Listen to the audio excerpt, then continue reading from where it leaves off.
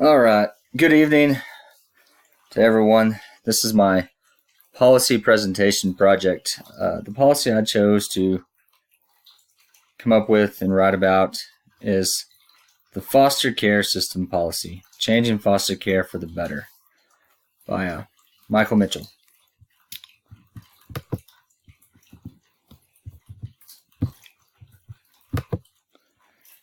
There's a lot of problems in the foster care system.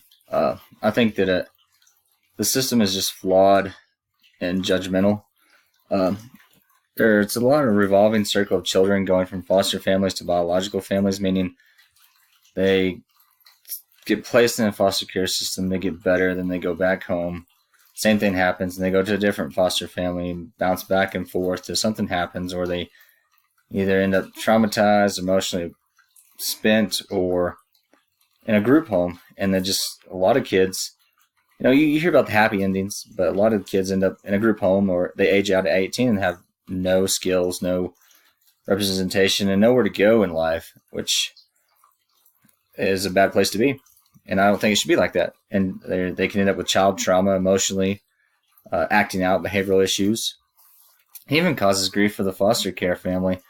The family has put so much time, energy, and everything into this child for months, years, and then they're just gone, and then they never see him again. That's hard.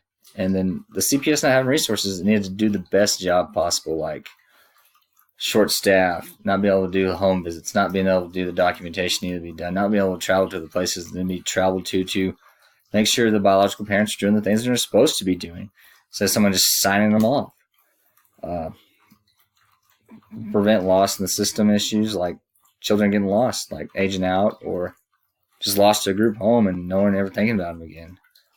Then when you age out of the system at 18 and you have no relationship skills, no financial skills, no any of the skills necessary to just even be an adult, when really, truly, who's ready to be an adult at age 18? It takes a few years to grasp the concept of being an adult.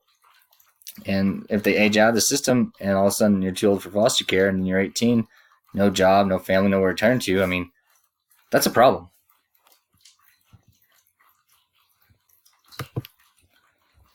And in the policy formula system, you have to come up with a policy that you think's worthy, formulate it or develop it, get it on an agenda, formulate it, discuss it, come up with a policy to go to the legislation to be voted on, and then evaluating after it's passed. And to develop this policy, I think some of the issues that need to be handled are to increase awareness of these issues, you need to do research and ask everyone involved so your policy is not ill-defined. So developing this policy, I would go from foster care families, foster care agencies, CPS, the judges and people that deal with foster care and child cases on a daily basis, and even just people outside of the foster care system that has nothing to do with these type of issues, just to get their opinion and their ideas on what can make it better. That way, so I can come up with a policy that has a bunch of alternates, and it's just not a one solution policy. I think you need to take a narrative approach to it as well, because dealing with children, there's going to be a lot of opinions and a lot of ethics involved in that. Because dealing with children, that's a touchy subject for a lot of people. And to get a lot of people on board, you're going to have to take that, like maybe with the churches and the agencies and the foster care families. You're going to want to, that's how you want to go approach those type of people. And then from political approach, you want to gain the interest groups, like how it's going to benefit them, what's it going to benefit, who's going to see the results, are they going to be able to be a part of it? It's kind of like that prison dilemma. Who's it going to benefit? And form committees to discuss these solutions and funding to propose policy. That's another big issue. You've got to have money to fund these new programs, to research and to develop and redo some of the policies and procedures already in place. You have to form committees to do this. Get people on your side, people that think the way you do. Form that initial committee and get something rolling. And a lot of ways to do this is use social media to your advantage. News channels, publicize it so where the big dogs can see what's going on, where the issues are, where the problems lie, so it makes it to the agenda. If it makes it to the agenda, they're going to discuss it. They're going to be interested. And you're just going to have to appeal to the foster families and agencies, leaders, communities that directly deal with fostering, like the agency CEOs, CPS, and even our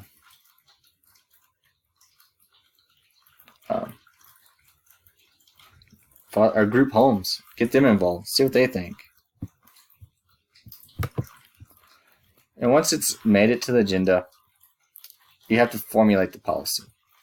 You have to bring to the table a policy draft to be reviewed by legislation. You have to have something with you when you take it to legislation. You can't just show up. You have to have something written describing what you want to change, how you want to change it, and who's it going to affect. And I think they need to come up with a program for foster kids reaching 18 to be funded to help out with the age out of the system problem. It will reduce homelessness, reduce criminal activity, because these kids won't have to, it will reduce crime because they're not going to just be on the streets. I think the program needs to be from like 18 to 21. This funding program needs to help children be an adult, learn how to get in college, learn how to hold a job, learn how to pay rent, learn how to do all the adulting things we all had to learn, but had families to rely on. These kids don't. And then reduce the rules and regulations to make it simpler. Like, there's a lot of rules and regulations in fostering care, and I think if you could simplify some of those rules, it'd make it easier on the foster child, foster agency, and the foster parents. And then come up with stricter protocols for biological parents to gain reunification so there's no more revolving doors. That means when the judge sits down and sets of rules for the biological parents to follow, they need to follow it to the T. And if they screw up, say, more than twice, no more. Like, that's done. Your rights are gone because you don't seem to take this thing too seriously.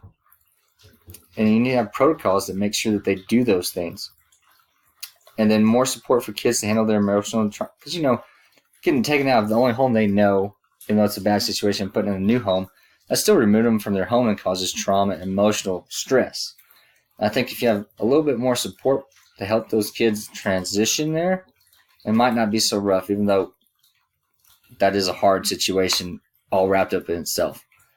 Then more support for foster families, have more people back in the foster families, more people who do their medical work, more people willing to do their medical procedures or child care or dental work, vision, or to help out if they need speech therapy or if they need check for other types of neurological function tests like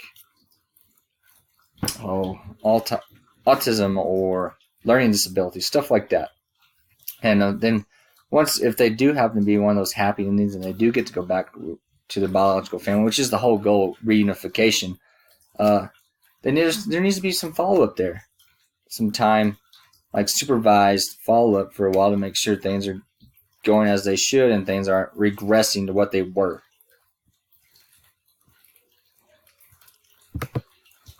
And once you formulate it, bring it to the table, people discuss it, go back and forth, change things, find alternates, and come up with the final policy to be written.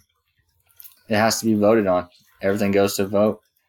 Once it's voted on, it goes into effect. And it might take a while for the changes to happen. It's not going to be overnight.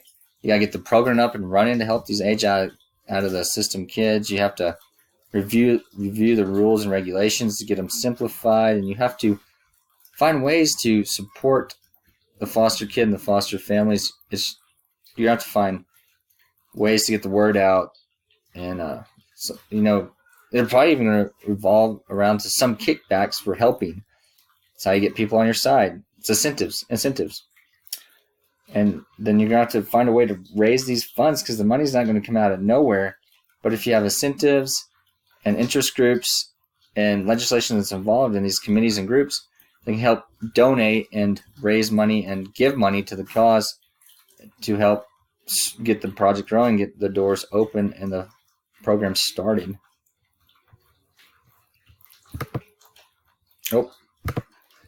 Then once you do the decision, it's passed as you have a new policy, then you have to implement this policy. Who's going to develop and lead a new project? You have to pick a leader, someone that's going to be in charge of the new project, someone that's going to the startup program. It's going to make it work. It's going to dive wholeheartedly into this. You have to pick a good leader. How the new policy will be interpreted will be up to the agencies and CPS involved. Like, not every agency is going to run their same age-out program the same as this agency did. But they all have to be similar. They all have to be based on the same protocols, even though how they do it might be a little bit different. And you have to leave that up to the agencies, because they're the ones going to be probably helping fund and run these programs for these 18 to 21-year-olds, because they're going to help find even maybe foster families that want to take care of an older adult to help them get them on their feet, teach them how to get a job, how to hold a job, how to find their first rent house, things like that. Agencies are going to be the big front to that. They will all implement a little different. Not everyone's the same. Not every agency is the same. That's just how it goes. It reminds me of the concealed carry on the universities when that Senate Bill 11 went through. Not every campus did it the same. And you have to let time for the judicial system and the judges become familiar with the new rules and regulations, the new protocols, and how they're going to judge things, and make sure that they're on board and they want to be strict and they want to help the kids, because it's all about the kids in the end. The kids are the big picture here. And then you want to get people aware of the new project, get the word out, the regulations passed out to all over the different agencies and CPS so they know the new rules. You have to get that out there.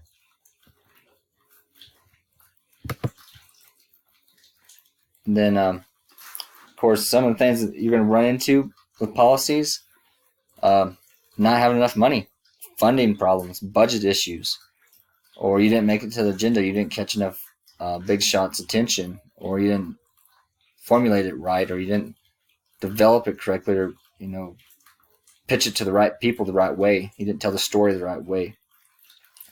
Or interest groups aren't willing to back the policy due to children and fostering being a delicate subject. It is. Children are touchy, delicate subject. It's hard in the foster world. And then friction from other agencies not wanting to change. Some agencies, why fix what's not broken? You might run into friction with those guys, and that's a big issue too. You have to convince them that it's to change for the better. Then after a while and after everything's rolling, you have to go back and evaluate it, see how your policy's working. Check to see if the projects are up, the agencies are going, they got leaders in place, kids involved. Is it reducing the number of homeless kids and foster kids in trouble on the streets?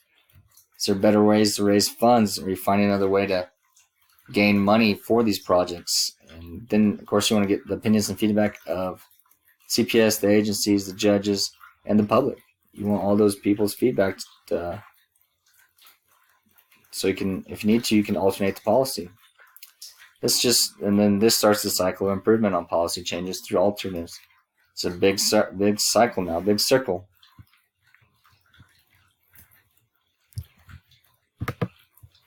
And so a couple of questions I'm going to give to y'all because I'm interested to see how y'all think of this. How would you gain funding for this policy and the program it's establishing? Like, who would you pitch it to? How would you gain the money? Would you get it from taxes or would you get it from donations? I'm curious to see how people answer that. I want to see how people think funding for this project can be developed. And then what regulations would you list for the judge to require parents to do and follow up on or after reunification? Like, what do you think is most important for the biological parents to do, or is it on a case-by-case, person-by-person basis? That's going to be interesting. I'm curious to see how y'all answer that. Anyway, those are my questions. That's my policy presentation. Hope you find it interesting. Interested to hear your thoughts and comments. All right, thanks.